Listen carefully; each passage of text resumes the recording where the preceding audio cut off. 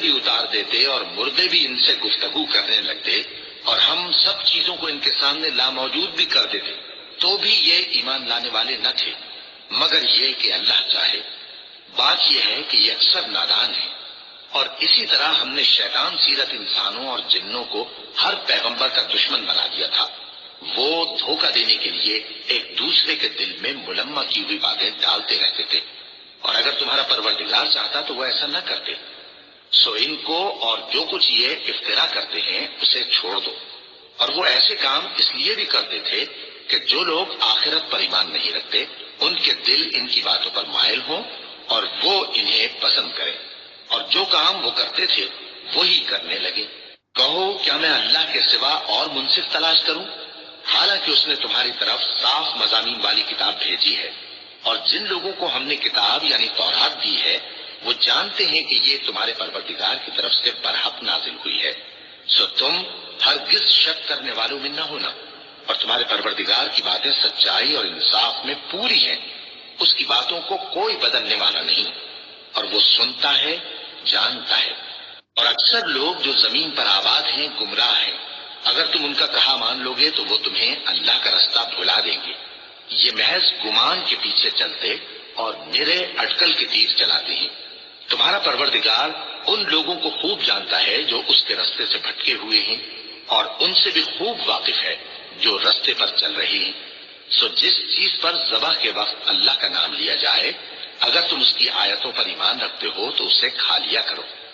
اور سبب کیا ہے کہ جس چیز پر اللہ کا نام لیا جائے تم اسے نہ کھاؤ، حالانکہ جو چیزیں اس نے تمہارے لیے حرام ٹھہرا دی ہیں وہ ایک ایک کر کے بیان کر دی ہیں۔ بے شک ان کو نہیں کھانا چاہیے مگر اس صورت میں کہ ان کے کھانے کے لیے ناچار ہو جاؤ۔ اور بہت سے لوگ بے سمجھے بوجھے اپنے نفس کی خواہشوں سے لوگوں کو بہکا رہے ہیں۔ کچھ شک نہیں کہ ایسے لوگوں کو جو اللہ کی مقرر کی ہوئی حد سے باہر نکل جاتے ہیں تمہارا پروردگار خوب جانتا ہے۔ اور ظاہری اور پوشیدہ ہر طرح کا گناہ ترک کر دو۔ جو لوگ گناہ کرتے ہیں وہ عنقریب اپنے کیے کی سزا پائیں گے۔ اور جس چیز پر اللہ کا نام نہ لیا جائے اسے مت کھاؤ کہ اس کا کھانا گناہ ہے۔ اور شیطان لوگ اپنے رفیقوں کے دلوں میں یہ بات ڈالتے ہیں کہ تم سے جھگڑا کریں، اور اگر تم لوگ ان کے کہے پر چلے تو بے شک تم بھی مشرک ہوئے۔ یہ سورہ الانعام کی 111 نمبر سے 121 نمبر آیت تک یہ بیان آپ کے سامنے آیا ہے۔ دیکھیں کتنا واضح قرآن کا ایک مضمون ہے جو سمجھ میں آنے والا ہے، اور مالک نے یہ بتا دیا کہ دیکھو اگر مردے بھی ان سے کلام کرنا شروع ہو جائیں، پہاڑ چلنا شروع ہو جائیں، تب بھی انہوں نے نہیں ماننا ہے۔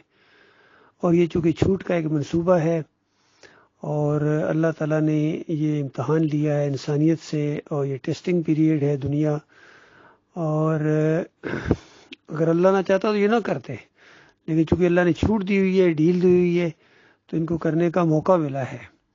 اور پھر زور دیا گیا اس بات کے اوپر کہ اگر تم نے ان کی بات مان لی مومنو، یہ تمہیں گمراہ کرنے کی پوری کوشش کر رہے ہیں، اگر تم نے ان کی بات کو مان لیا علم آنے کے بعد تو پھر تم بھی گویا مشرک ہو۔ تو یہ اصل میں باتیں ہیں۔ اور پھر دیکھیے حرام چیز اگر انتہائی ایسی حالت میں کہ جس طرح جان کے اوپر بن پڑے تو اس وقت اس کے چند لقمے لے لینا تو اس کی اتنی اجازت ہے، لیکن عام روٹین میں وہ چیز نہیں ہے۔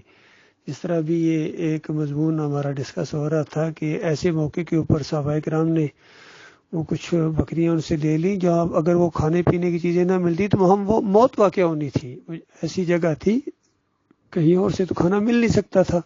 تو ایسی حالت میں اللہ تعالیٰ نے اپنی طرف سے اس میں وہ رزق کا انتظام کیا۔ تو آج ان کے سامنے مسلک پرستوں کے سامنے، فرقہ پرستوں کے سامنے یہ جو دعوت آ رہی ہے اصل میں ان کے اوپر پہاڑ بن رہی ہے اور ان کو اپنی موت نظر آ رہی ہے، بالکل جس طرح وہ سیاسی لوگوں کا معاملہ ہے پاکستان کے اندر، ایک کی زندگی دوسرے کی موت والا معاملہ ہو گیا ہے۔ اسی طرح یہ توحید کی دعوت، ایمان کی دعوت ان مسلک پرستوں کی بریلویت کی موت ہے، دیوبندیت کی موت ہے، اہل حدیثیت کی موت ہے، جمہوریت کی موت ہے۔ اسی وجہ سے جس کے اوپر چوٹ پڑ رہی ہے وہ پریشان ہو گئے ہیں کہ اب ان کی بساک لپیٹنے کا وقت آ گیا ہے۔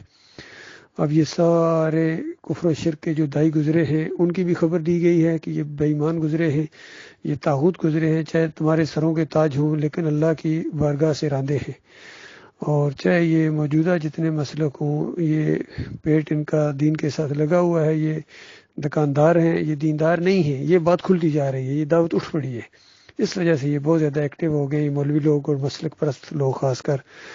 اللہ تعالیٰ ان کو سمجھ دے، ہماری دعا بھی ہے ان کے لیے، کوشش بھی جاری ہے، اور ہر انداز سے یعنی یہ دعوت آگے بڑھتی جا رہی ہے، اور انشاءاللہ یہ غلبہ پکڑے گی اور کوئی طاقت اس کا مقابلہ نہیں کر سکے گی انشاءاللہ۔